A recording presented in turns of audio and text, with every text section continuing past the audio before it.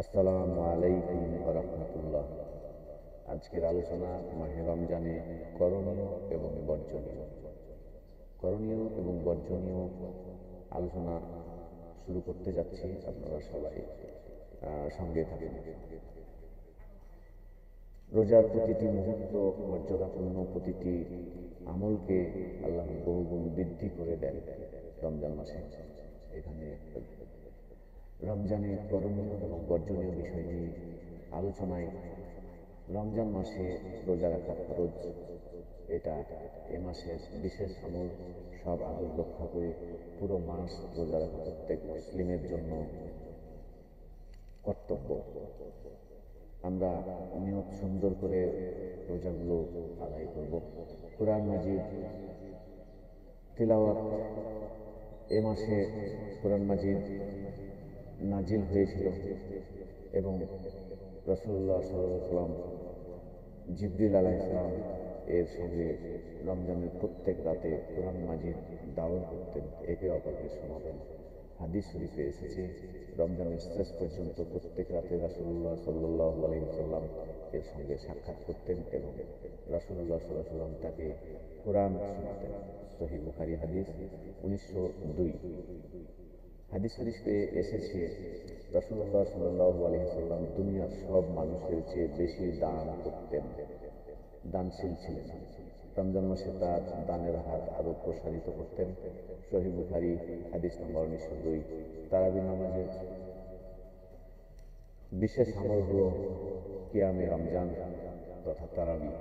এ মাসে অফুরন্ত রহমত ও মাগফিরাত লাভ করার জন্য, প্রতিশ্রুত সওয়াব ও পুরস্কার পাওয়ার জন্য তারাবি নামাজের প্রভাব অপরিসীম। রাসূলুল্লাহ সাল্লাল্লাহু আলাইহি ওয়াসাল্লাম বলেন, যে ব্যক্তি ঈমান ও সওয়াবের আশায় তারাবির সালাত আদায় করবে, আল্লাহ তার সব গুনাহ ক্ষমা করে দেবেন। বুখারী শরীফ। নফল ইবাদত, এই মাসে শয়তান শৃঙ্খলাবদ্ধ থাকে। এই সুযোগে বেশি বেশি নফল ইবাদতের মাধ্যমে আমরা আল্লাহ তাআলার নৈকট্য অর্জন করতে পারব বলে আশা করি। অত্যন্ত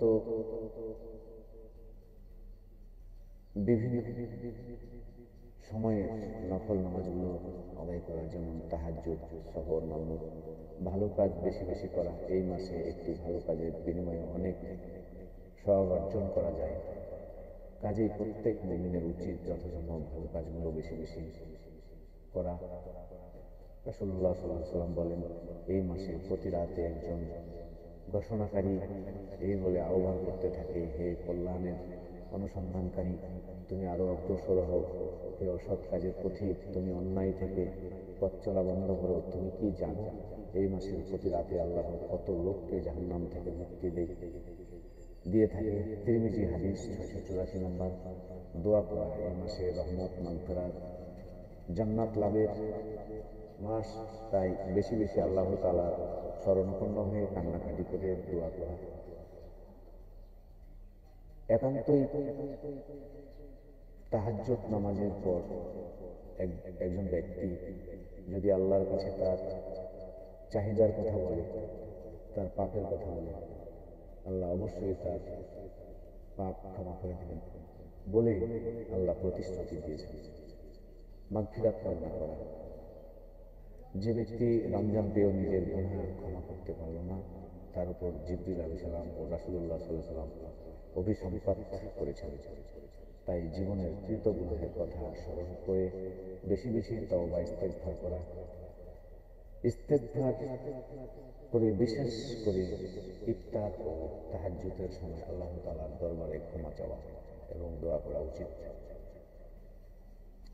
শবে কদর অন্বেষণ করা ইবাদত বন্দেগীর অন্যতম একটি আমল।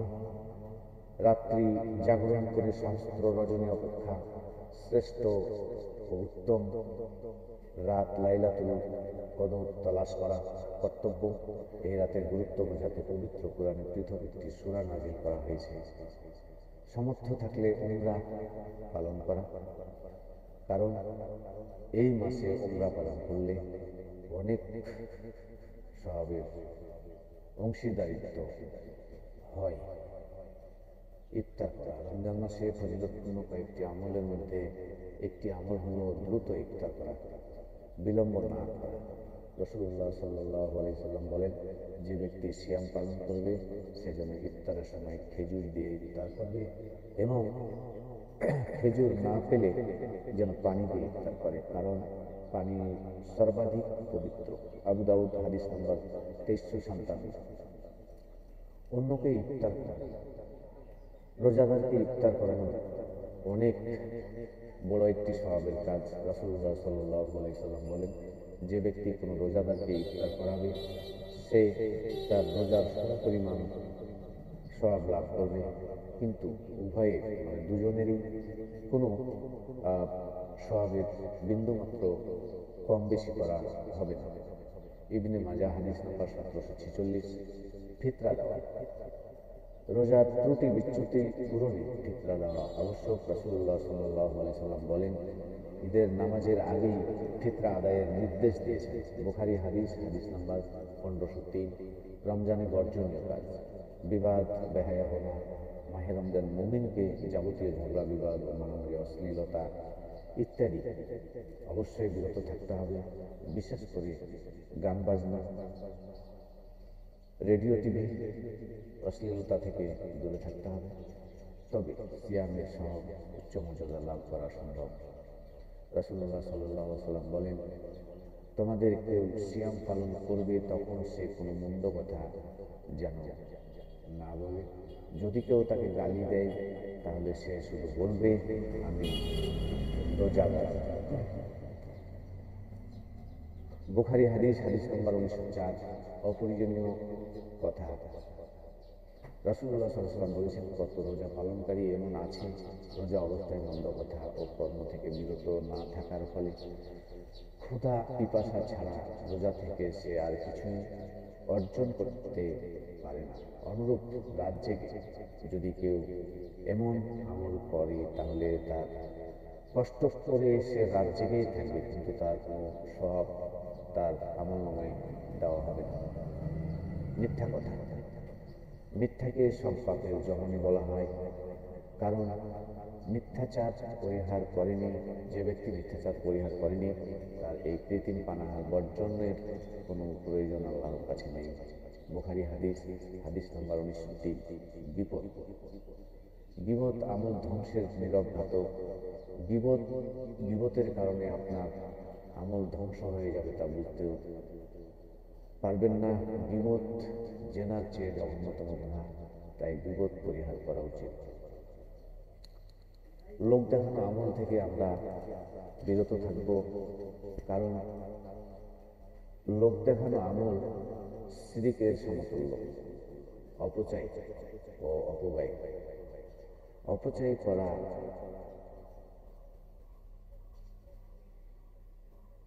পবিত্র কোরআনে অপচয়কারীকে শয়তানের ভাই বলা হয়েছে। অপব্যয় ত্যাগ করার অর্থ হলো মধ্যপন্থা অবলম্বন করা। এতক্ষণ যারা রমজান মাসের করণীয় বর্জনীয় সম্পর্কে শুনলেন, শুনে আমল করার তৌফিক এনায়েত করুন। সবাই আল্লাহুম্মা আমিন। আসসালামু আলাইকুম ওয়া রাহমাতুল্লাহ।